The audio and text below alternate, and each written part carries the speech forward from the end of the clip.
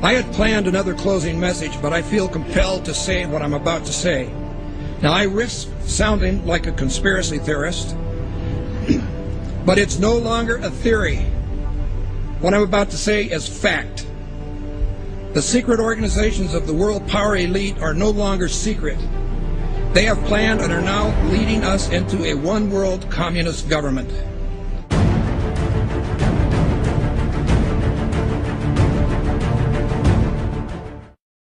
Executive order signed by President Obama has sparked controversy on both sides of the political aisle. The National Defense Resources Preparedness Executive Order was signed quietly Friday night. It gives the president the power to control U.S. resources. The Rules Committee is going to meet in the House. They are going to come up with a rule that makes it okay for them to do a same-day bill.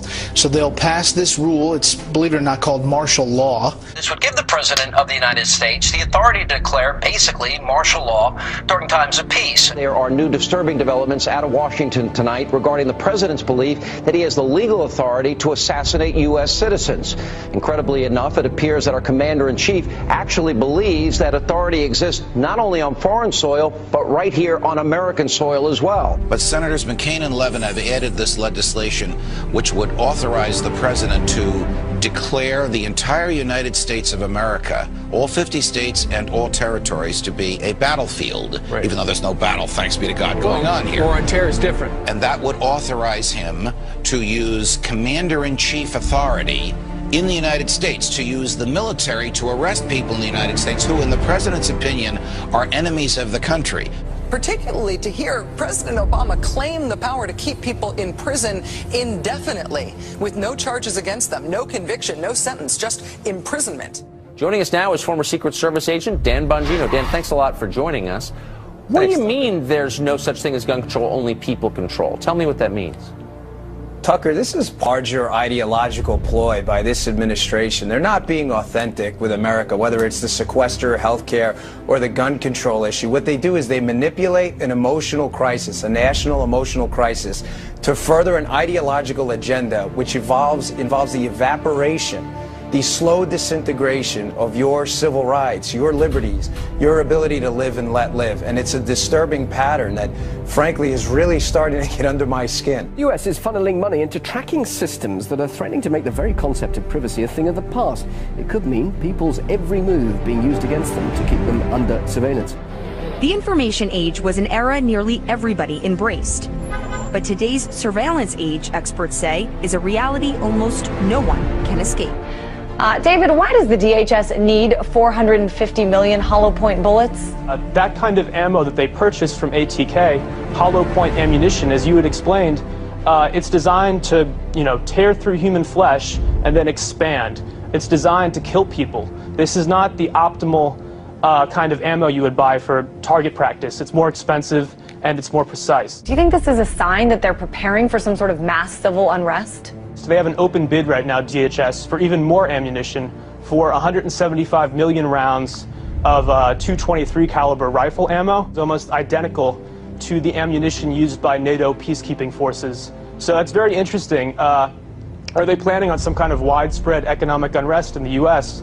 that would require NATO forces to help us out? $500 million in surplus military weaponry from the Pentagon, which is authorized through the Pentagon's 1033 program.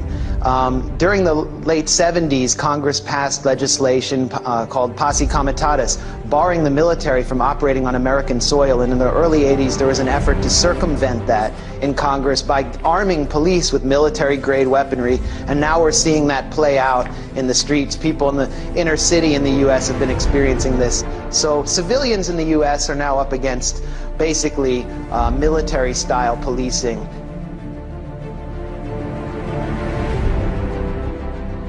The battle against terrorism involves all of us. Everybody in this country is a potential terrorist. The Department of Homeland Security sent to law enforcement agencies across the country warning about the potential for an increase in right-wing extremist activity. It warns about groups and individuals dedicated to single issues like abortion, immigration, and gun rights. Tonight, our focus is on every American's right to freedom of expression and freedom of religion. It's the Christians who are under siege by government officials and anti-religion groups who think Christmas and Christianity have no business in the public arena.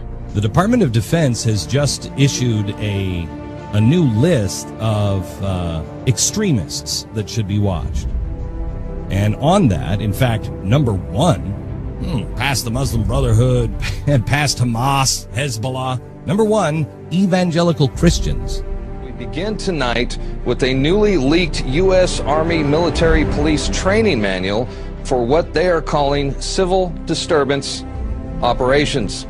The Army manual outlines the plan to kill rioters and demonstrators in America.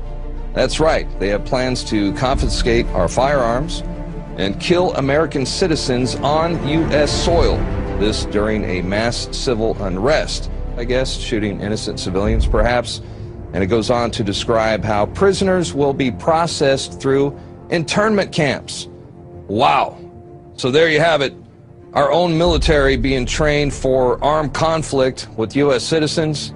They're being trained to confiscate our guns in preparations to process us into camps during civil unrest. A pretty scary scene along the Chicago River turns out to be a military training exercise. There was nothing routine that folks reported about seeing the jarring as they witnessed the jarring scene of at least 3 Black Hawk helicopters flying at times in close order formation. Just in, a military drill in downtown Miami, complete with these Black Hawk helicopters, elite soldiers and police officers swarming the street. Take a look, swing back over here. This may be involved in this training or not. Again, let me tell you what all of this is that we know of. It's a joint military training exercise involving local police, also military. Sight of Army helicopters and the sound of gunfire created a lot of concern this afternoon in one Houston neighborhood.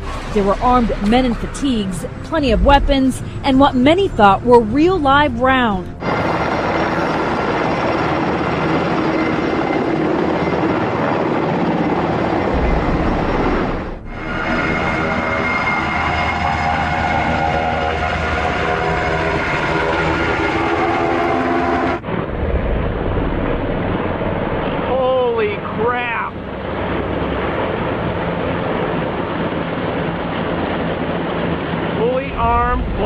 I told you they were coming. There's no lights on them. They're like bugs. So here's the article by Steve Watson. Military helicopters conduct covert exercises over U.S. bank buildings. This is all part of other drills going on to acclimate the public to being attacked by our own military that are happening here in the United States. Here it is. LAPD and elite military units conducted extraordinary counterterrorism training in the skies above downtown LA tonight. At one point, they made what appeared to be a drop-off at a park. Within seconds of landing, the helicopter was back in the air. It was a strange sight in the skies over Los Angeles. Military Special Forces flying a practice mission last night, and there are more exercises scheduled for today. The entire city of Boston is in lockdown. In the suburb of Watertown, police with guns drawn are searching door to door. I mean, we had martial law up there. FBI and all these agents coming in, closing things down, going to people's houses.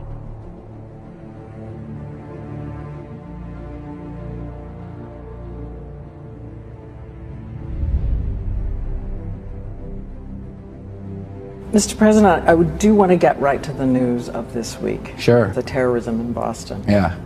Many people have wondered if it took you right back to 9/11 when you heard it. Well, at first, I was deeply concerned that there might have been a organized plot. I don't know all the facts. I don't think we all know all the facts, but I was deeply concerned that this could have been, another.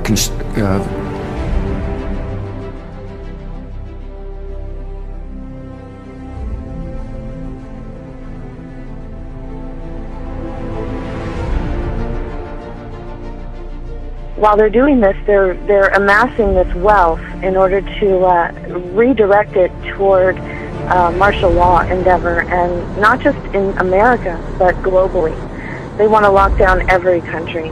and force us into global governance, eventually force us into a global reserve currency that is like the Bancorp that the IMF has been pushing.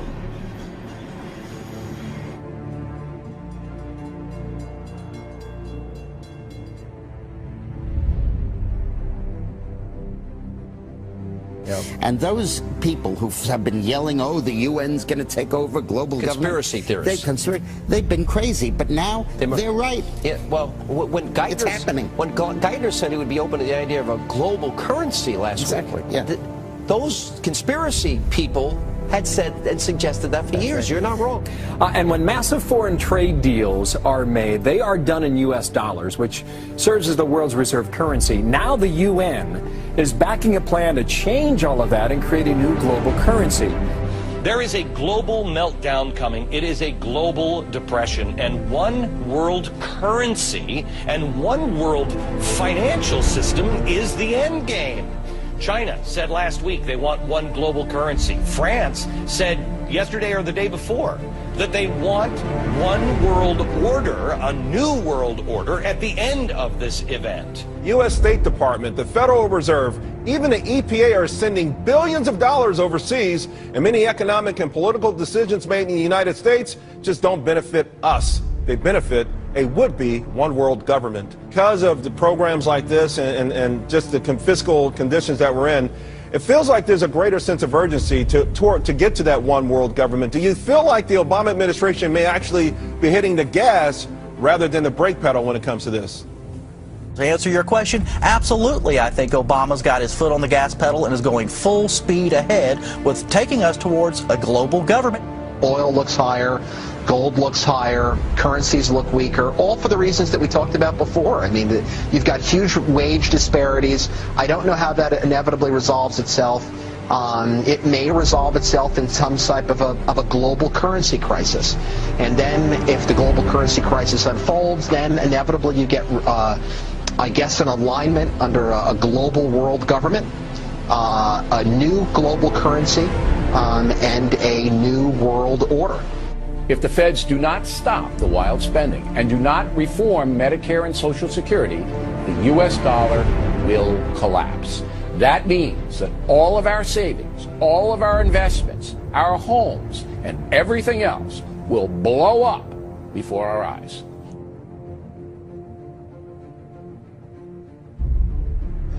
This morning on Today's Health, a computer chip that could be implanted under your skin so doctors can quickly access your medical records. Explain to me briefly what the VeriChip is and what it is supposed to do. VeriChip is a tiny miniaturized RFID, or radio frequency identification microchip. It's 11 millimeters by 1 millimeter. It's about the size of a grain of rice. Well, we've got one sitting there by a penny to give us a little perspective of the size. Very Correct. Tiny. You implant it under the skin how? It gets injected, just like getting a shot of penicillin or any medicine that you would get in a doctor's office. It goes in the upper right arm. Implantable human chips. Supporters hail the technology as a medical marvel. You have one in your arm right now. That's correct. Where is it? It's in the upper right arm. It's a simple injection process.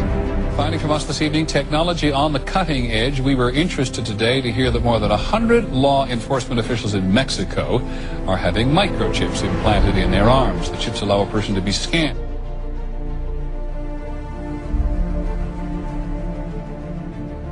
The ultimate goal that these people have in mind is the goal to create a one world government run by the banking industry, run by the bankers. The whole agenda is to create a one world government where everybody has an RFID chip implanted in them.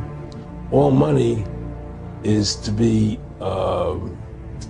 in those chips, right? There'll be no more cash. If you're like me or you, and you're protesting what they're doing, they can just turn off your chip, and you have nothing.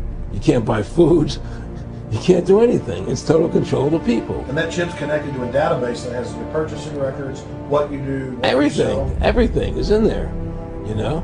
And so they want a one world government controlled by them, everybody being chipped, all your money in those chips, and they control the chips, and they control people, and you become a slave, you become a serf to these people. That's their goal. Okay, look, the CIA has done in this country, what they've done to us is unbelievable. Look at the terrorist acts that have occurred. The CIA behind most, if not all of them.